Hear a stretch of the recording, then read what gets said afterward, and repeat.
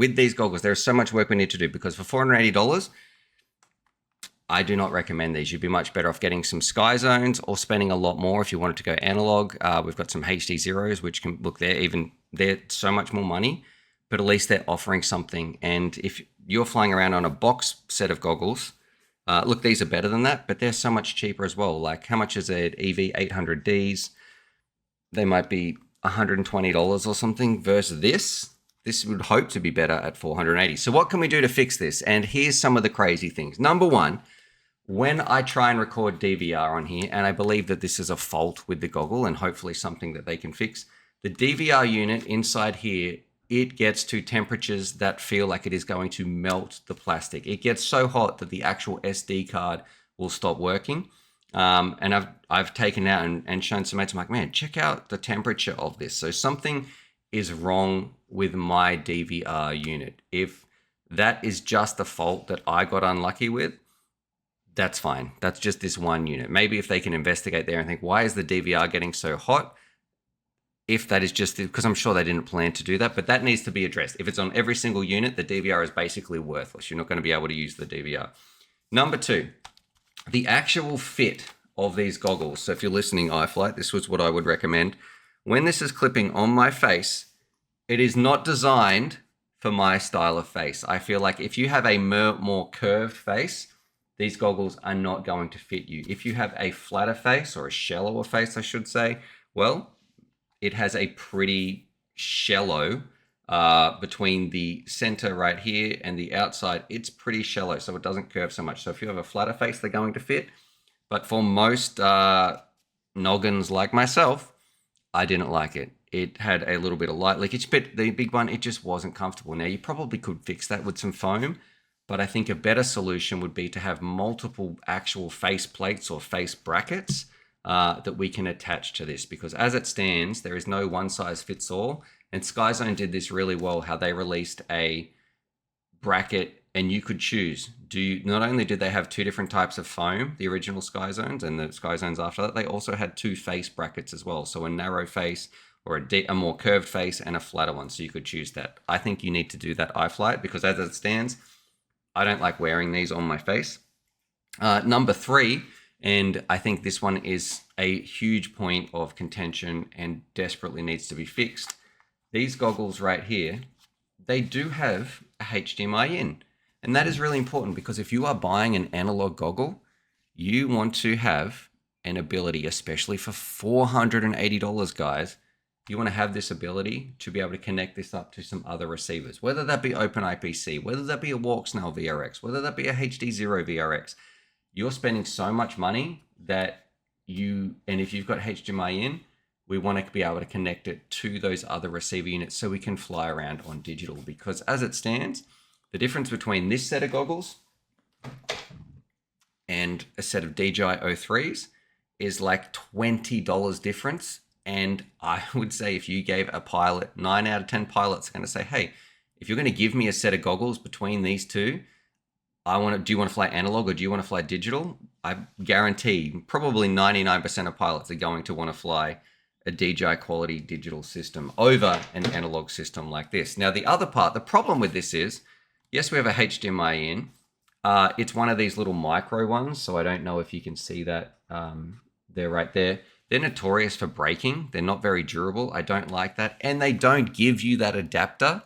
I would like, how much does an adapter cost, right? So iFlight for the SkyViz goggles, I did not have an adapter to do that. That might be different. Maybe I lost it. If this is me just talking nonsense and they include the adapter and in my haste I opened up and lost that package somewhere, I'm sorry. But as far as I know, I do not believe you get an adapter. That needs to change as well. So I don't like the actual plug they've got here, and they don't give you an adapter to go in it. Now, it gets even worse though, guys. What about, how do we like to attach our units on the front? We usually have 3 pieces of plastic, like the traditional thing, and you clip your VRX in and you can screw it in. There is no way to attach a VRX to the front of this. They have these stupid LEDs on the front, which, yeah, they look cool, but if they're taken away from everything else, we don't want it. There's no real way besides taping something on here. And if you had to tape something on here, you don't really have much surface area. I would prefer just a perfectly flat goggle that gives me the most amount of surface area to be able to attach something. As it stands, we have like something the size of a postage stamp that is going to be like some glue or some double-sided tape, and that's meant to hold our VRX. Not good enough. It's not going to work. It gets even worse, right? So these are all the design.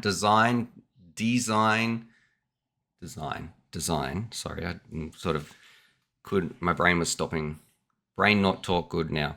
The next thing, it gets worse, right?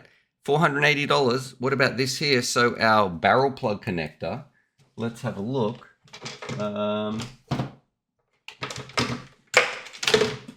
We've got this right here. This is not the same as every single other goggle plug on the market. So whether you've got an old analog, whether you've got some Fat Sharks, Onways, Sky Zones, Orcas, HD Zeros, some Walksnail Goggles L, Walksnail Goggles X, whatever they are, they all take the same barrel plug. Now, whatever that stat is, I'm sure I can put that on the screen. This one, it takes a completely different plug, and it's really, really frustrating that if anything happens to this cord, I've got to go back to iFlight to buy the same one. If you're out in the field and you forget your battery plug, I've done this many a times, and I say, "Oh, Steve, have you got a spare battery goggle power label?" And you say, "Yeah, no worries, here you go, Stu."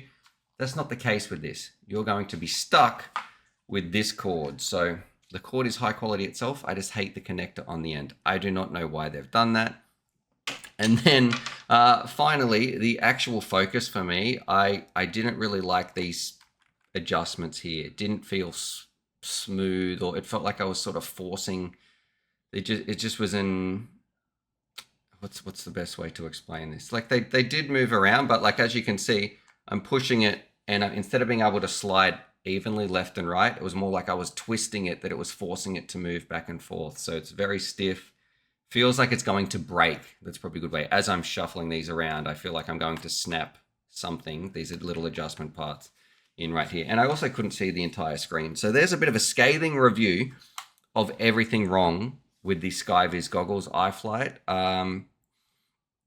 I hope that somewhere some people can address some of it. I know that it's going to cost money to refit these things, but I think at the base, you have made an okay goggle, but these decisions I would prefer to fix. And I think in the long run, you're going to be better off to fix these than just release the product as is. And I mean, you cannot take these antennas off either. You are stuck with these antennas. That's not my favorite, but that is like so far down the list of things that I think they need to change first that just, you can leave these. If you've got to keep something, have that there. All right, we've got a tradies here. I did see your super chat, sorry, but I wanted to make sure I finished my little rant on these goggles.